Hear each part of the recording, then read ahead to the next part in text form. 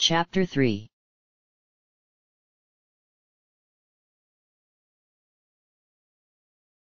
Entry. The four legendary kids from the other world left Ivalice in shambles. The Totemo had been defeated, the royal family was no more, and a ridiculous amount of money and royalties that had been under their ownership were suddenly without an owner. All in all, it was a ridiculous state of affairs. All seemed lost. Then a great figure came, towering above all such problems, determined to right everything. Except he didn't exactly tower. He was all of 3.5 feet tall. But gosh darn, if he wasn't the cutest little revolutionary of all time. His name was Mont Blanc. Having actually served on the same clan as the legendary Marsh, he seized the original clan Nutsy funds and sent out envoys to representatives of the various cities and territories of Ivalice. Banga priests from Rhoda, New Mao philosophers from Kadouan, Vieira chiefs from the Salika Wood, human business moguls hailing from Cyril, Mughal merchants and engineers from Baguba, these were people who held serious power. He rented out a pub in Cyril during the hottest part of the summer and asked them one question. What now? They quickly came to the agreement that a new governmental body had to be established, and that was precisely where the agreements ended. The greatest people in all of Ivalice, the most powerful warriors, richest merchants, most intelligent thinkers, all degenerated into whiny little babies. It seemed as if no agreement would be reached. The humans wished to re-establish another monarchy as a figurehead, but then have the government run by representatives of various private groups, businesses, and schools and such, carefully organized into different administrative commissions. The Mughals quickly shot this idea down, as it was too bureaucratic and cumbersome. In the words of an old magnate who was representing Baguba, Kupo, with an administration like this, you'd need to file triplicates to 8 different commissions just to ask if you could use the privy during a meeting. The new Mao came up with the idea of a minimal government, where all money was consolidated in the government and then equally told out to all citizens, ensuring complete equality. The Mughal airship merchants quickly cut this one out, as if that actually happened, they would no longer be rich. The Vieira campaigned for an even freer mode of government. None to be exact. They said that everyone should just stay out of everyone's business. Unsurprisingly, the Mughals pointed out that anarchy wouldn't work for the established cities. The Banga outlined a strong centralized theocracy, where the clergy of the various totema ruled over the land. It was a pretty sound proposition, but invariably the Mughals pointed out the clergy would have too much power. Finally, a particularly irritated bishop grabbed up one of the Mughal delegates and quite politely but firmly told him to shut up unless they had any idea. To this, the Mughals showed a plan they were working on. It showed how 3 committees divided up the power of the government. The Divine Committee represented the priests and theologists, the Magic Committee represented wizards and the like, and the Mundane Committee represented everything else. Though the numbers of the 3 committees varied, they each held equal representation in making laws. The army was run by 3 commanders, 1 from each committee, and the 9 judge masters were likewise from each of the 3 committees. It was an excellent plan. Streamlined, but not arbitrary, and with plenty of room for customization. The delegates were pleased. At last, they had come to a worthwhile conclusion. It was because of how excellent the plan was that its ridiculous failure was all the more embarrassing. End of entry.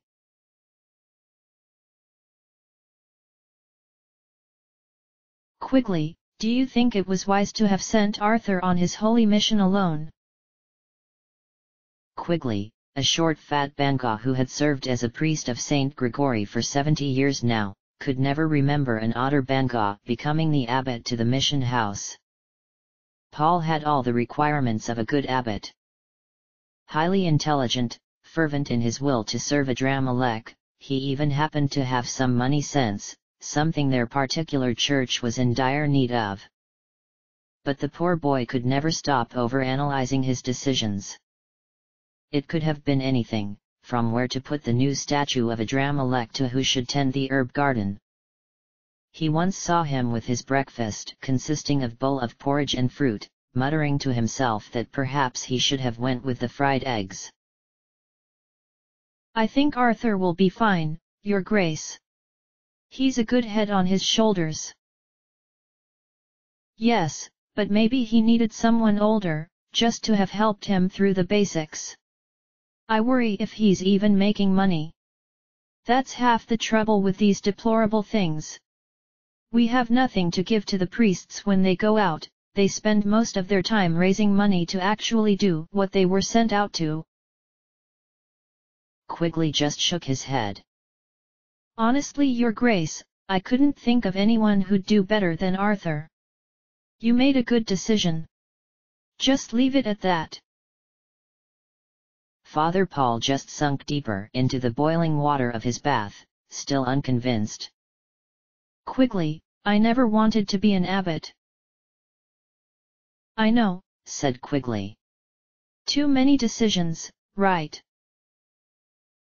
Yes. I mean, these kids are going out into the world at my command, they're starving and working themselves to death all because I told them to. And there are so many options to choose from. He exclaimed, starting to work himself into hysterics. I've thought of 5 other decisions I could have made for Arthur's mission, just sitting here in the bath. Decisions follow me around, showing me far better things I could have done, they haunt me, Quigley. Haunt me. Quigley calmly poured a bucket of ice-cold water on his superior's head. Feel better now, Your Grace. Breathing deeply, Paul calmly said, Yes, Quigley, thank you. I needed that. We all need to just blow off some steam sometimes, Your Grace. Yes, I suppose so, Quigley. Thank you. So, would you like your blue or green towel today? Would you mind choosing for me, Quigley? Of course, Your Grace. Thank you again, Quigley. No thanks necessary, Your Grace. It had been 2 weeks since Arthur had left the monastery, and things were looking just as hopeless. He had been washing dishes and scrubbing floors for Leonard to get money, but most of it was going to his room and board. Beth was doing her part as well, helping Leonard serve drinks, and cooking in the back, with some interesting results. What is this stuff, you diminutive witch? Exclaimed Leonard. He was pointing at a pot that was on the wood stove. It was bubbling over with a yellowish liquid that contained chicken and some vegetables. I distinctly asked you to make a pot of stew. This is not stew. It's curry, Kupo, Beth explained. It's yellow. Leonard roared. How do you expect us to serve this slop to our customers? I can float a couple of dollops of animal fat in there if that'll help, Kupo, Beth said without smiling. This is an outrage. It's only through the goodness of my crusty black heart that you're still here, and I just need to turn my back, and you're making pig swill. Hey, Beth, Arthur called from the front of the bar, do you still have some of that yellow stuff you put on rice? It was quite tasty. I still have a bit, Kupo, she called back. I'll bring it in a second. She spooned some of the curry onto a plate of rice and brought it out to Arthur, but not before shooting a smug glance at Leonard. Fuming, Leonard took a wooden spoon from off the kitchen counter and tasted Beth's creation. Then he spooned some rice on a second plate and dumped some of it on top of that. Bloody little rodent and her bloody yellow mumble grumble. Arthur looked up from his lunch to see Leonard lumber over to him. He saw the plate in his hand and grinned. It's good, isn't it? Leonard just let out a derisive humph and sat down beside Arthur. Hey Leonard, do you know any odd jobs I can do for some extra gil? I'm on my last leg as far as money goes, and I don't think I'll be able to pay you this week, even if I scrub floors and wash the windows and everything. That's a shame, lad, Leonard. I'll ask some of the regulars tonight and I'll tell you if there's anything for you. Thanks. Anytime. They spent a few moments chewing contemplatively. Then Leonard asked, Arthur, I really doubt that your monastery sent you out on a holy mission to be an errand boy here in Sproum. Is there any reason that you're trying to make money? Well, I'm not really making money, per se. I mean, if I can while I'm here, that would be really useful, but I'm actually waiting for someone. It was prophesied I would meet someone here in Sproum. Prophecy, eh? Leonard said thoughtfully. Sounds like you're on an important mission. Not really. All missions are attached to a prophecy of some kind. The event is preceded by prophecy, but without the hero, there is no event. The job of a mission is to make sure the hero makes it to the event so it can happen. It can be anything from transporting an engineer to Cyril to helping build a new chapter house. That does sound important though. Maybe, though I hope it isn't anything too big. I'd rather be back at the monastery. Oh well lad, Leonard said, and took up his and Arthur's plates. Good luck to you. You can start preparing for your mission by washing the dishes. Arthur smiled and got up. Well, he thought to himself, all journeys start with a step.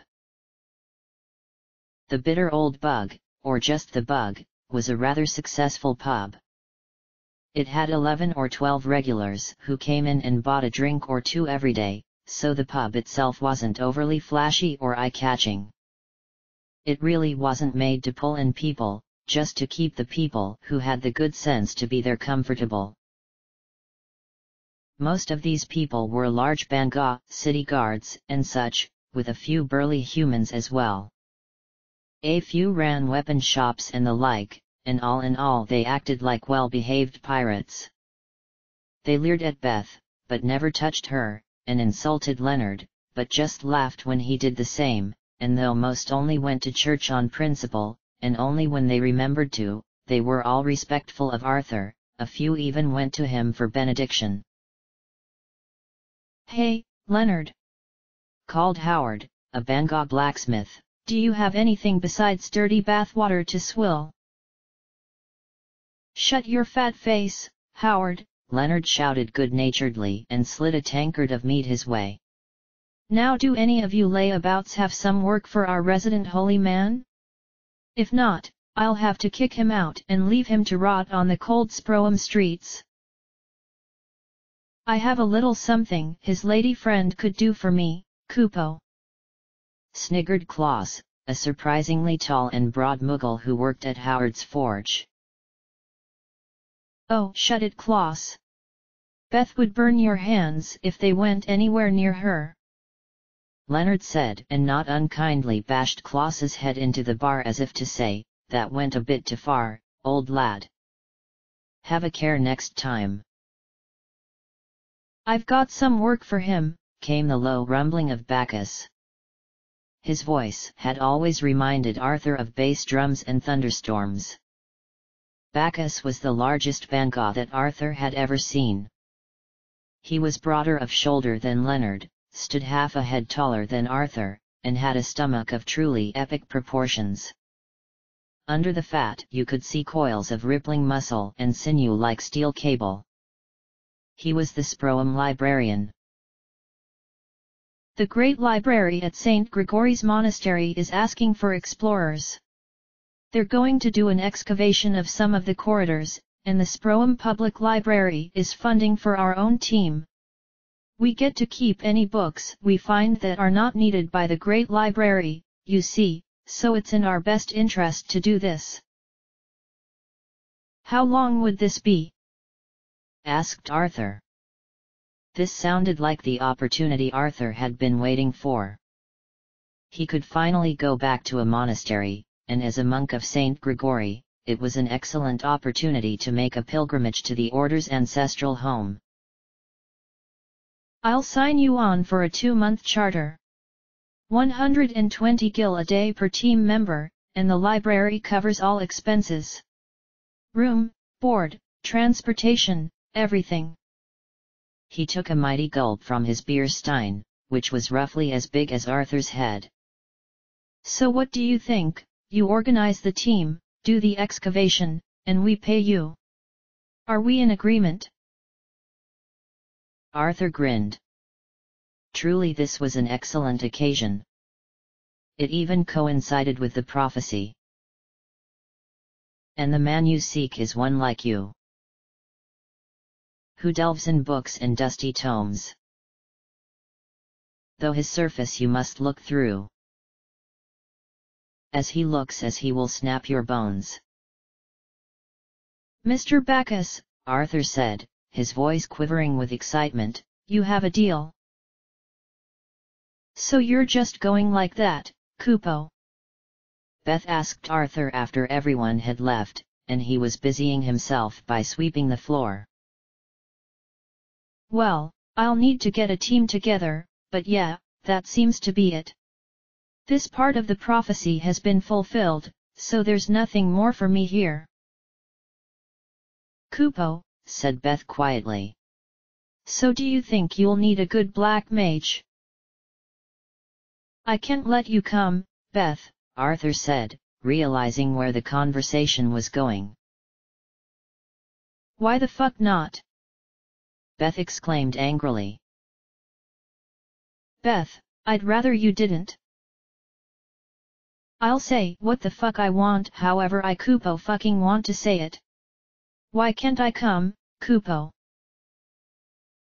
You're 17, and thus considered a minor by Sproum statutes. The library can't have minors on the team because of the lawsuit possibilities, and you're from a well-known family, so... Shut up about my family, Kupo. Beth said with a surprising amount of anger. No matter where I go, it's always the Kupo fucking same. Everyone says what's a Winston doing at a place like this, or here, your ladyship, allow me to help. Only you and Leonard treated me like what I am. What you are, Arthur said severely, is a spoiled brat whose mouth desperately needs a washing. Beth, I like you. But you can't come, and that's final. Seeing the look on her face, Arthur added, Look, in 2 months' time, I'll be going back to my monastery. I'll stop here and maybe we can. If I ever see you again, Beth said, her voice low and threatening, I'll fry you like an oversized turkey, Kupo. With those parting words, she ran up to her room in the attic. She'll be better in the morning, lad, Leonard said as he plodded over to Arthur. Did you notice, Arthur said slowly, through our entire conversation, she never let me finish once.